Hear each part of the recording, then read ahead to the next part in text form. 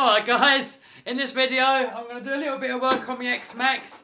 I've got a Max 6 ESC in there and it's died. It's actually the first Max 6 ESC that I've broken so far. I've probably been X-Maxing for probably around about coming on to 2 years now, and that's the first one that I've broke. And it's actually the first one that, like all of my buddies that have got Max 6s, it's the first one so far that's gone wrong. And what it's doing is pretty much it works, but when I accelerate hard or brake hard, it cuts out, and then it's kind of, let me just show you. Alright guys, want to make some extra cash so you can buy more toys, quit your job, go on more holidays, or maybe build a monster truck? I've got you covered. Check out my course in the description and I'll show you how to make 100k profit a year.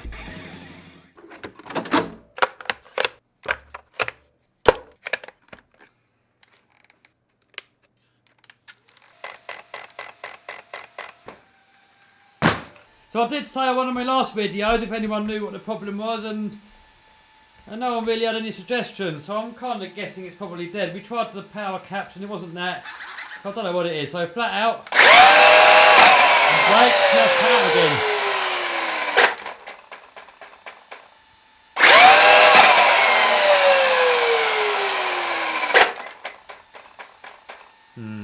So we know that it's not the power caps. We know that it's not the connectors. I've changed these out. I've tried different lipos.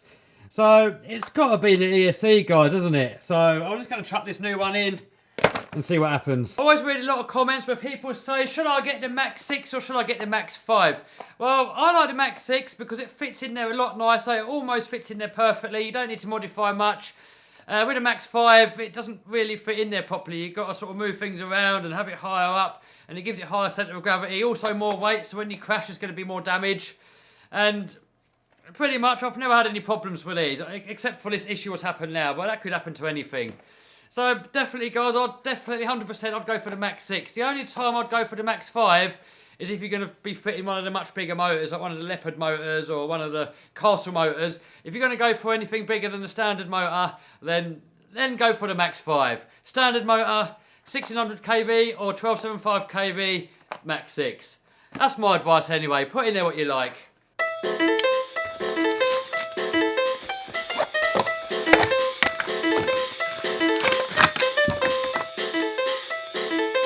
Alright, so I've kind of got a theory why the last Max 6 didn't last very long. And I'm kind of putting it down to this. This is a standard tape that comes with the Max 6. As you can see, it's really, really thin. And the tape that I've always used on everything else is this thicker stuff here. So there's a lot more cushioning, a lot more absorbing. So if you take these things up the skate park and you're airing these things out and they're hitting the floor and the chassis is hitting the floor, there's a lot of shock and a lot of abuse going through here. So much abuse actually, guys, that are smashing the fins off of these fans. So they really do take a lot of abuse, these ESCs. And it's only a circuit board in there. And all shocks and knocks and wallops and stuff like that, that's a good chance that's breaking some solder joint in there. And that's kind of what I'm thinking's happened to the old one. So this time round, guys, I'm going to put some thicker pads on there. And hopefully that's going to be the end of any reliability issues. So, what do we get in the box? We get cables, which we don't need. We get some more stuff we don't need. Instructions that we might need, but I'll just ask Steve, it's easier. So pretty much all that we got to do, the motor will plug straight into here. Nothing we got to do there. Standard motor plug straight in. Got to stick this in, plug that in, stick our connectors on here, and get Steve to set it up.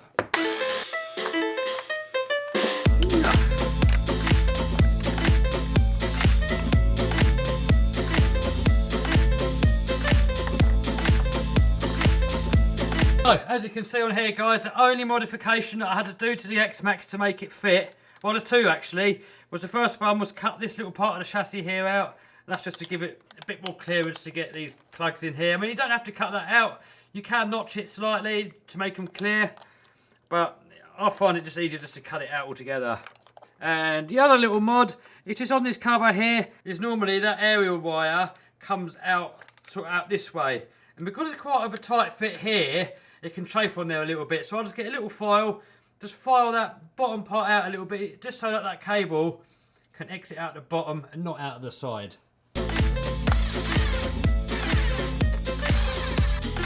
quick tip, guys. If you've got a screw and it's not magnetised to the tip, get yourself a magnet and just run it down the tip a few times like this. Then you'll find that your screw will stick. By the way, if you want to know where these tips come from, guys, I'll put a link to that down in the description.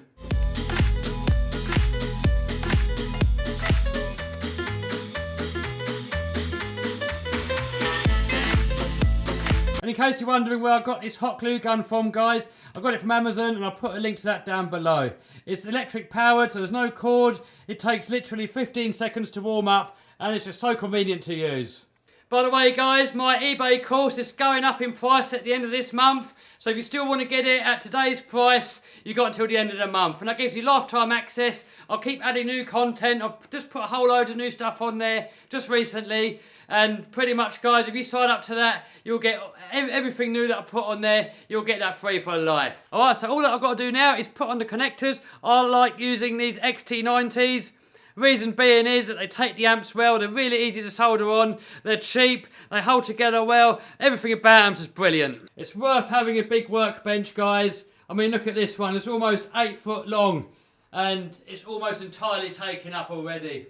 Another little trick, guys, if you want something just to hold something while you're soldering, you can get yourself a normal pair of pliers, put yourself a rubber band on there, then you can just use it to hold things like that.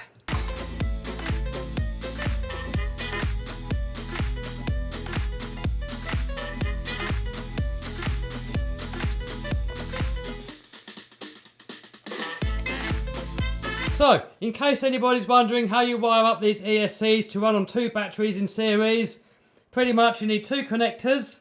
So on connector 1, you wire black wire, the negative to negative on the connector.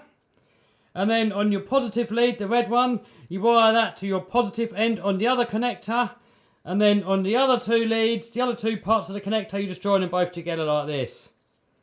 Alright, moment of truth, guys.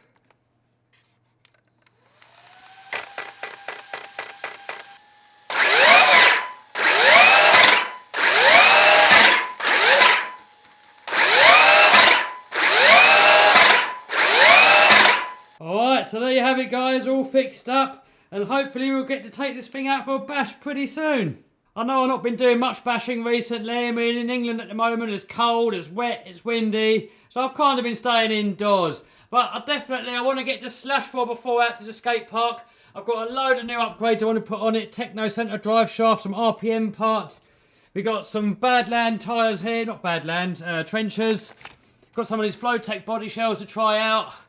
So definitely, guys, we're going to take that to the skate park soon, finish it off and then give it a nice rebuild.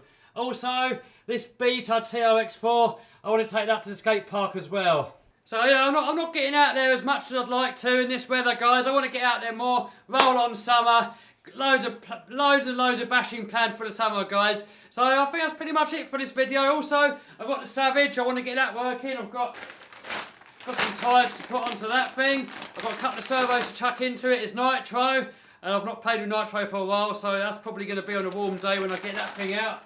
So that's pretty much it, guys. Remember, if you want to get on the eBay course, guys, this is the last month at the current price. Next month, it's going up. So, alright, guys, hope you liked that video. If you did, give us a thumbs up, subscribe, smash the bell button to stay notified. See you soon, guys.